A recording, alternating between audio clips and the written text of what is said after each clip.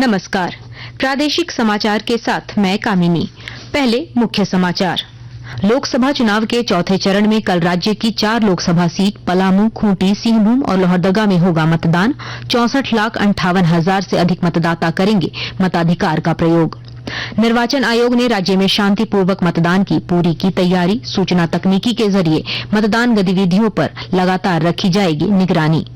ED ने ग्रामीण विकास मंत्री आलमगीर आलम को टेंडर कमीशन घोटाला मामले में जारी किया समन। मंत्री ने कहा, विभागीय जिम्मेवारी के कारण किया गया समन, 14 मई को देंगे जवाब। और ओडिशा के उत्तर पश्चिम क्षेत्र में आए तूफान के कारण राज्य के सीमावर्ती जिलों में अगले 24 घंटे में हवा और गरज के साथ हो सकती है बारिश। और अब समाचार विस्तार से। लोकसभा चुनाव के चौथे चरण में कल झारखंड की 4 लोकसभा सीटों पर मतदान होगा। कल पलामू, खूंटी, सिंहभूम और लोहरदगा लोकसभा क्षेत्रों में मतदान होगा। इनमें से खूंटी, सिंहभूम और लोहरदगा अनुसूचित जनजाति के लिए, जबकि पलामू अनुसूचित जाति के लिए आरक्षित सीट है। इन लोकसभा क्षेत्रों में कुल 64,58,000 से अधिक मतदाता हैं। राज्य के मुख्य निर्वाचन पदाधिकारी के रवि कुमार ने बताया कि चुनाव को लेकर सभी तैयारियां पूरी कर ली गई हैं। कल सवेरे 5:30 बजे से मॉक ड्रिल शुरू होगा। उसके बाद 7 बजे से वोट डाले जाएंगे। मतदान केंद्रों पर मतदाताओं द्वारा वीडियो रिकॉर्डिंग और फोटो लेने पर प्रतिबंध रहेगा। राज्य में चुनाव को देखते हुए अंतर्राज्यीय सीमाएं सील कर दी गई हैं और संबंधित इलाकों में सुरक्षा व्यवस्था कड़ी कर दी गई है।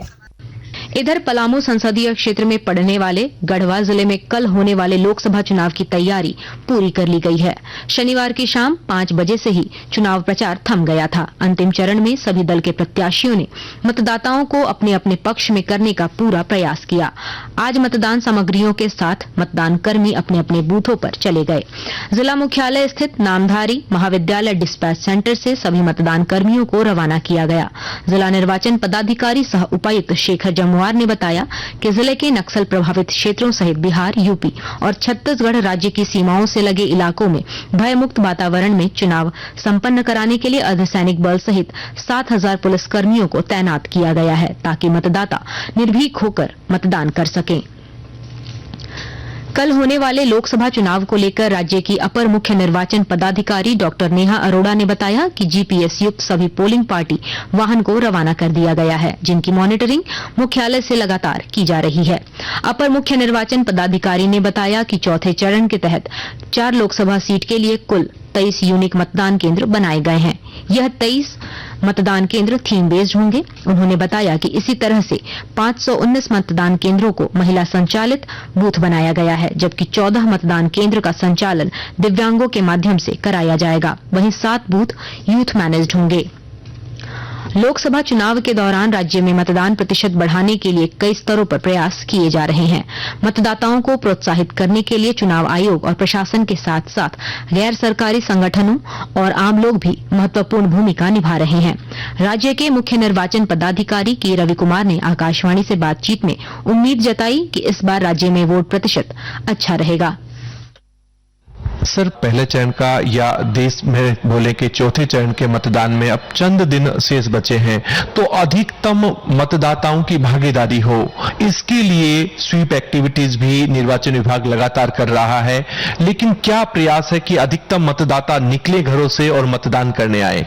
देखिए, वोटिंग परसेंटेज एक क्षेत्र में बढ़ाना ये एक लॉन्ग टर्म एक्टिविटी है। इसमें वर्तमान में स्थिति में हम लोग का उसका बढ़ाने के लिए 1-to-1 कॉन्टैक्ट कर रहे हैं प्रत्येक वोटर के साथ में। हम लोग प्रत्येक वोटर के बाद हम लोग को वोटर गाइड दिया हुआ, प्रत्येक वोटर के साथ हम लोग जाके वोटर इन्फॉर्मेशन स्लिप डिस्ट्रीब्यूशन कर लिया। उस तरफ से यहाँ से बाहर माइग्रेंट वर्कर है, उनसे भी हम लोग को, उनका फैमिली मेंबर सबके साथ में हम लोग कनेक्ट करके उनका भी बढ़ाने के काम कर रहा है। एक बूथ पर बूथ अवेयरनेस ग्रुप बना के, सभी बूथों पर ग्रुप बूथ का वॉलंटियर्स बना के हम लोग इंडिविजुअल 1-to-1 कॉन्टैक्ट कर रहा है। बाकी अदर स्वीप एक्टिविटी से जनरल अवेयरनेस करने के लिए वो काम कर रहा है। हम लोग उम्मीद है इस बार अच्छा वोटिंग परसेंटेज होगी। सिंहभूम लोकसभा क्षेत्र के सारंडा में शांतिपूर्ण लोकसभा चुनाव कार्य संपन्न कराने के लिए चाईबासा से मतदान कर्मियों को हेलीकॉप्टर से किरीबुरु, मेघाहातुबुरु, करमपदा और थोलकोबाद सहित अन्य बूथों पर भेजने का सिलसिला आज जारी रहा। भारतीय वायुसेना का हेलीकॉप्टर मतदान कर्मियों को ईवीएम व वीवीपैट आदि सामानों के साथ लेकर सीधे नक्सल प्रभावित मेघाहातुबुरु, करमपदा एवं थोलकोबाद स्थित हेलीपैड पर अलग अलग समय में उतरा। यहां से मतदान कर्मियों को विभिन्न वाहनों से संबंधित बूथों पर भेजा गया। इस दौरान सीआरपीएफ व पुलिस की अभेद सुरक्षा व्यवस्था मौजूद थी। गिरिडीह लोकसभा क्षेत्र में मतदान प्रतिशत बढ़ाने के लिए कल से जन जागरूकता कार्यक्रम के तहत मतदान महोत्सव का आयोजन किया जा रहा है। विस्तृत ब्यौरे के साथ हमारे संवाददाता। गिरिडीह में मतदान प्रतिशत बढ़ाने के लिए जन जागरूकता अभियान के तहत 13 से 18 मई तक गिरिडीह मतदान महोत्सव का आयोजन किया जा रहा है। स्वीप कोषांग के प्रभारी स्नेह लता ने बताया कि खंडौली डैम में कई एडवेंचरस कार्यक्रम आयोजित किया जा रहा है। जिला जनसंपर्क पदाधिकारी अंजना भारती ने बताया कि district icon, social media influencer तथा ट्विटर एक्टिविस्ट द्वारा मतदान तिथि से संबंधित आमंत्रण पत्र वितरित किया जा रहा है। गिरिडीह डीसी नमन प्रेस लकड़ा ने कोडरमा संसदीय क्षेत्र के लिए और गांडे विधानसभा उपचुनाव के लिए 20 मई एवं गिरिडीह लोकसभा के लिए 25 मई को मतदान करने की अपील की है। रमेश प्रभाकर, आकाशवाणी समाचार, गिरिडीह। आकाशवाणी के ताजा तरीन समाचारों के लिए आप हमारी वेबसाइट newsonair.gov.in पर लॉग ऑन कर सकते हैं। ताजा समाचार X handle @AIR news alerts और Facebook page All India Radio news पर भी उपलब्ध है। अब प्रादेशिक समाचार एकांश के एक्स हैंडल @AIR न्यूज _ और फेसबुक, इंस्टाग्राम पेज तथा YouTube channel AIR news Ranchi पर भी हमारे बुलेटिन सुन सकते हैं। प्रादेशिक समाचार आप आकाशवाणी रांची से सुन रहे हैं। प्रधानमंत्री और भारतीय जनता पार्टी के वरिष्ठ नेता नरेंद्र मोदी ने कहा है कि उनकी पार्टी धर्म के आधार पर आरक्षण नहीं देगी। पश्चिम बंगाल में बैरकपुर निर्वाचन क्षेत्र में अपनी पार्टी के उम्मीदवार के समर्थन में एक रैली को संबोधित करते हुए श्री मोदी ने कहा कि कांग्रेस अनुसूचित जाति, अनुसूचित जनजाति और अन्य पिछड़ा वर्ग का आरक्षण लेने और धर्म के आधार पर आरक्षण देने के बारे में सोच रही है। प्रधानमंत्री ने तृणमूल कांग्रेस की आलोचना करते हुए कहा कि बैरकपुर क्षेत्र कभी जूट, कपास, पेपर और इंजीनियरिंग कार्यों का केंद्र होता था और यह एक जीवंत औद्योगिक क्षेत्र था। आज अधिकांश मिलें बंद हो गई हैं और मिलों के कामगार तथा उनके परिवार दयनीय जीवन बिता रहे हैं। उन्होंने कहा कि भाजपा सरकार ने जूट किसानों को समर्थन देने के लिए चीनी और खाद्यान्नों की पैकिंग जूट की थैलों में करना अनिवार्य कर दिया है, लेकिन टीएमसी सरकार इसका समर्थन नहीं कर रही है और जूट किसान तथा जूट की मिलें राज्य में खराब हालत में हैं।